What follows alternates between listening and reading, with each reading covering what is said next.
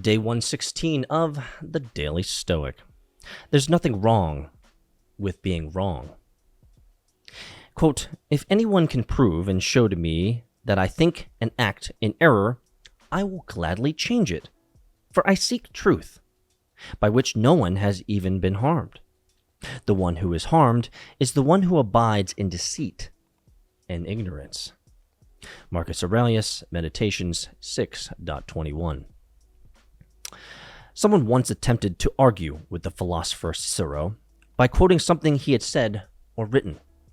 This person claimed Cicero was saying one thing now, but had believed something different in the past. His response, I live from one day to the next. If something strikes me as probable, I say it. And that is how, unlike everyone else, I remain a free agent. No one should be ashamed at changing his mind. That's what the mind is for. A foolish consistency is the hobgoblin of little minds, Emerson said. Adored by little statesmen and philosophers and divines, he continued.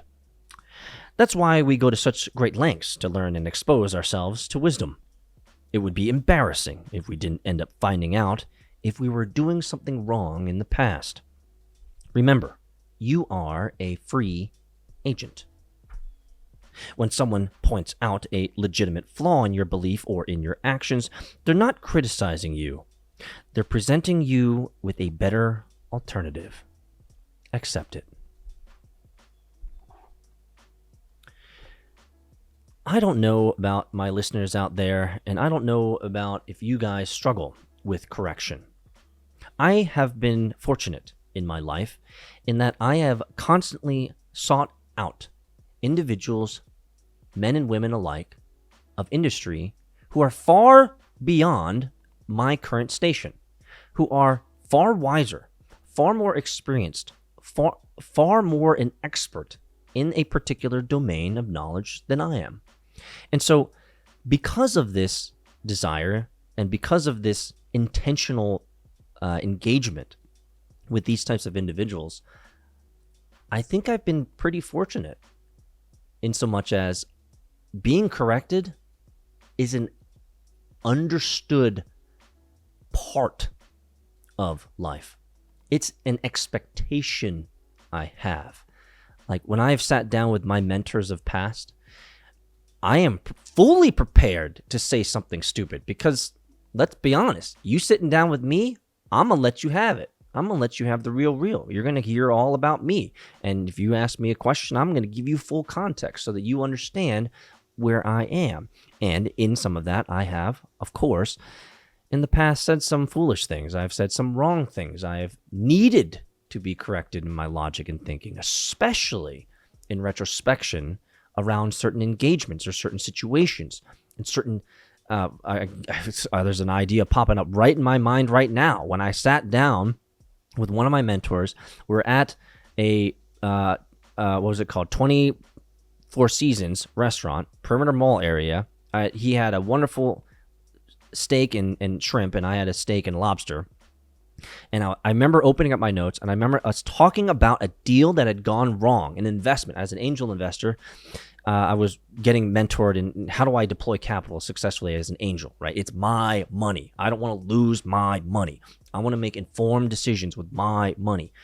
And we were talking about this deal that had gone wrong, and I said that this is the way that I approached it. This is the way that I made the determination. This is where I felt like my gut was telling me it was, the right decision or something like this.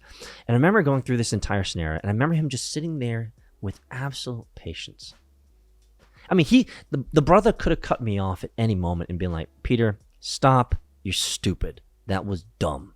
Instead, he allowed me to dig my own proverbial grave, allowed me to dig it real deep, and then he told me that at the beginning of my logic, my process of logic of deciding whether this investment was a good one to invest in, he called it out and he said, you chose poorly here. And this was it doesn't matter anything else that you would have done. You made the poor decision at this moment. And he was right. And I'll tell you what it was. It was that my gut told me that this was not a good investment. but it was a momentum investment opportunity, which means the iron was hot, money was flowing in, market sentiment and other anchors and other investors were throwing money in, and for me to cut a check on momentum, come on, bro. What thinking do you have to do? Everybody else is throwing money in. It's only $1.50. You can afford it. You see, I didn't take my own advice. I didn't trust my gut. And I lost $150,000 in that investment. And my gut knew it. And I needed a mentor to remind me of that. I needed someone to look at me and say, "Dadgummit, Peter, I'm glad you're such a great communicator, and you can effectively communicate all the fallacies and flaws and terrible thinking that you have. Amazing. Thank you." So that only that he can destroy me and functionally decompose and deconstruct all the poor decisions I've made. But I've been fortunate that I have been intentional in putting myself in front of men and women of industry who have the intentionality as well as the candor to tell me honestly how I must improve. And I think that's the lesson, or a lesson, for today's chapter. There is nothing wrong with being wrong. There is nothing wrong with being wrong. And I would actually go farther. You're probably more wrong than you think. And you'd be surprised if you had someone who cared enough about you to critique you unashamedly about your life.